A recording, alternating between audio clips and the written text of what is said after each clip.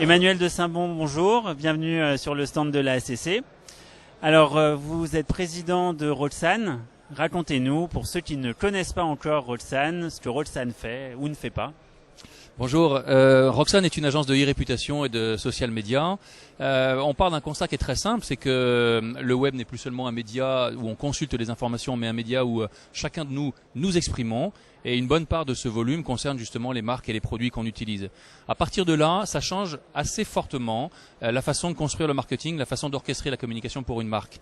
On sait que quand on est en situation d'achat sur Internet, immanquablement, on va trouver des fragments, des témoignages, et ça va nous influencer aussi bien sur l'image qu'on a des entreprises que sur les préparations d'achat, les actes d'achat qu'on prépare. Le job de Roxane, c'est ça. C'est d'aider à comprendre et donc d'écouter le web, parce qu'avant de parler, il faut écouter, essayer de comprendre les choses. Et puis d'aider les marques à exploiter ces leviers nouveaux sur ces réseaux sociaux, soit pour leur image, soit pour leur business. On a un terrain de jeu naturel qui est évidemment Facebook, Twitter, mais pas toujours, et on s'intéresse à pas mal de choses. D'accord, alors vous parlez beaucoup des réseaux sociaux. Pour vous, c'est ce qui demain fera l'opinion ? C'est ce qui de plus en plus fait l'opinion. C'est vrai que la situation nouvelle qu'on vit, c'est que, prenez il y a encore 5 ans, l'essentiel des informations qu'on trouvait sur une entreprise provenait de l'entreprise elle-même. Le paradigme nouveau, c'est que ces informations maintenant proviennent du grand public. Je pense que cette part va augmenter, elle augmente tous les jours. En revanche, de dire que c'est ce qui fera toute l'opinion, ça me semble un peu fort parce que la voix des institutionnels, j'entends les gouvernements, les grandes associations et les entreprises, reste puissante, notamment grâce à l'achat média. D'accord. Est-ce que vous vous adressez à toutes les marques ou est-ce que vous pensez que certaines marques ou certains types de marques ont plus intérêt que d'autres à faire appel à des services de monitoring et de conseils d'e-réputation ?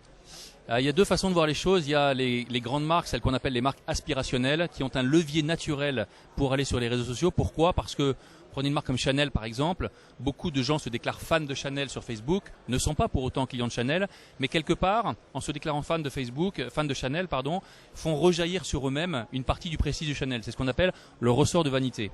Quand on est une marque plus utilitaire, on a aussi des leviers sur les réseaux sociaux, mais alors c'est un peu plus dur parce qu'alors il faut inventer sa propre histoire, faire son propre storytelling, c'est-à-dire arriver à trouver un terrain éditorial sur les réseaux sociaux qui bien sûr soit en ligne avec votre plateforme de marque, mais qui en même temps soit singulier, soit authentique et soit persistant dans le temps pour préempter un certain territoire de communication. Et c'est pas facile à faire. D'accord. Alors qu'est-ce que vous pensez de la e-réputation du web 2011 ? Moi, je pense qu'elle est très très bonne. Loïc Lemer lance ça avec beaucoup d'assiduité, beaucoup de talent. Je l'ai souvent entendu dire qu'il lançait le web avec 0 budget de marketing, uniquement sur le bouche à oreille et sur la puissance des réseaux sociaux. C'est vrai qu'il est très influent, c'est vrai qu'il a une communauté de rang 1, comme on dit dans le métier, qui est très influente.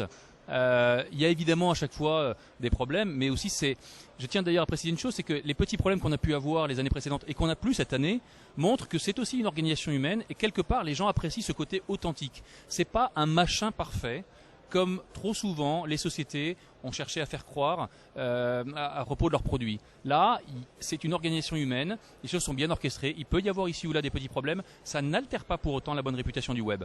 Alors de notre côté, il n'y a pas encore de problème, on souhaite qu'il n'y en ait pas, on vous remercie beaucoup et bon web à vous. Merci à vous, à très bientôt.